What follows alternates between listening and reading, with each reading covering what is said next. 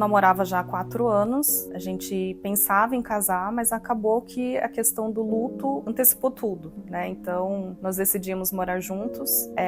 Optei por não fazer casamento, porque, claro, né, estava muito recente o vivenciar do luto. E o casamento, para mim, era algo que me remetia fortemente ao meu pai, porque ele tinha o sonho de levar as filhas no altar, porque as 2 mais velhas engravidaram sem casar, e aí ele falava para mim e para a mais nova que queria levar a gente no altar. E como ele acabou falecendo antes disso, então pensar em casar era algo que me trazia muita dor. Então eu não realizei isso, né, e só fui morar junto. E foi um período bem conturbado, porque eu estava vivenciando ali um período depressivo. Não cheguei a tomar remédio naquela ocasião, mas vivenciando ali um luto e ter que redescobrir a mim mesma enquanto adulta e personagem da minha vida, né? Porque eu me reconhecia como filha e de repente já não era mais, e de uma hora para outra. Então, por algum tempo eu fiquei revoltada com Deus, porque não entendia, né, como que a minha mãe, que rezava tanto, Campo Grande inteira ficou rezando por ela durante 12 dias, e a gente realmente acreditava que um milagre ia acontecer, e naquele momento eu fiquei muito revoltada,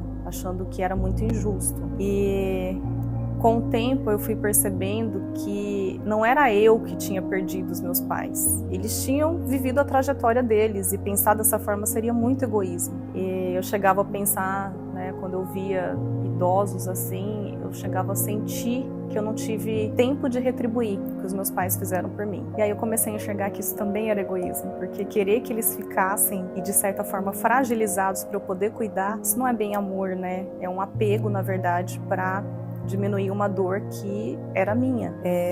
E aí, naqueles meses que se passaram, acabei ficando 5 meses em casa, afastada do trabalho, que foi um período para tentar processar aquela dor física, que na verdade era emocional. E eu, que sempre quis ser mãe também por um tempo, eu achei que eu não queria mais ter filhos para não correr o risco de amar e perder.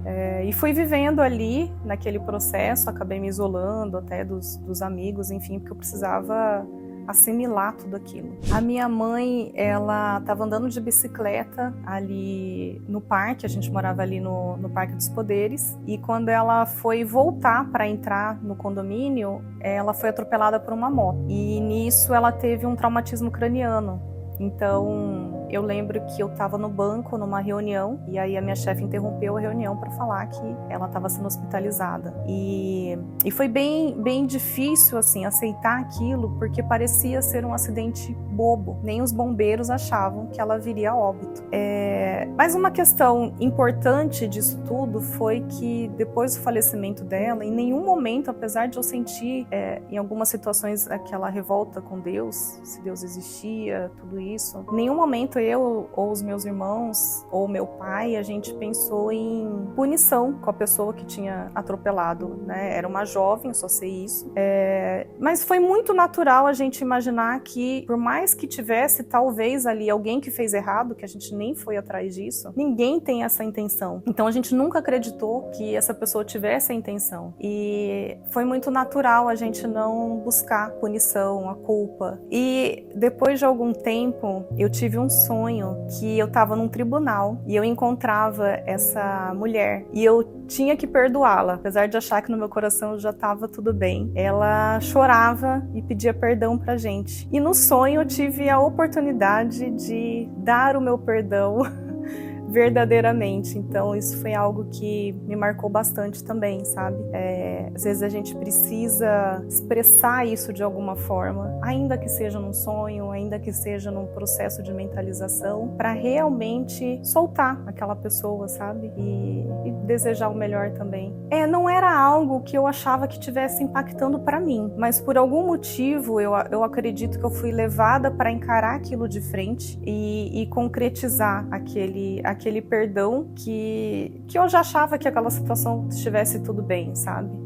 Então, eu acho que foi um marco, sim. Foi uma oportunidade de exercer isso. E de sentir compaixão, inclusive, com a dor da outra pessoa. Eu fico me colocando no lugar de talvez você fazer uma bobeira ali, uma besteira no trânsito, e tirar a vida de uma pessoa. Eu acho que isso é muito forte, sabe? Então, talvez não fosse nem a minha necessidade, mas a necessidade da outra pessoa, não sei.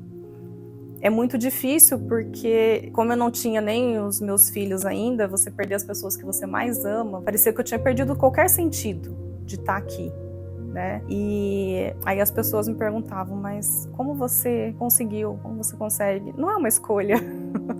A gente simplesmente está aqui e você tem que continuar. Então a primeira resposta é essa, não foi uma escolha. Eu precisei continuar. Você não tem outra hipótese. E foi muito doloroso mesmo, assim. Abriu um buraco dentro do meu peito, meu chão se abriu, eu fiquei completamente sem rumo. E todas as vezes que eu ouvia um barulho de ambulância, depois do acidente da minha mãe, eu voltava a sentir aquela dor, como se ela estivesse vivendo de novo, né?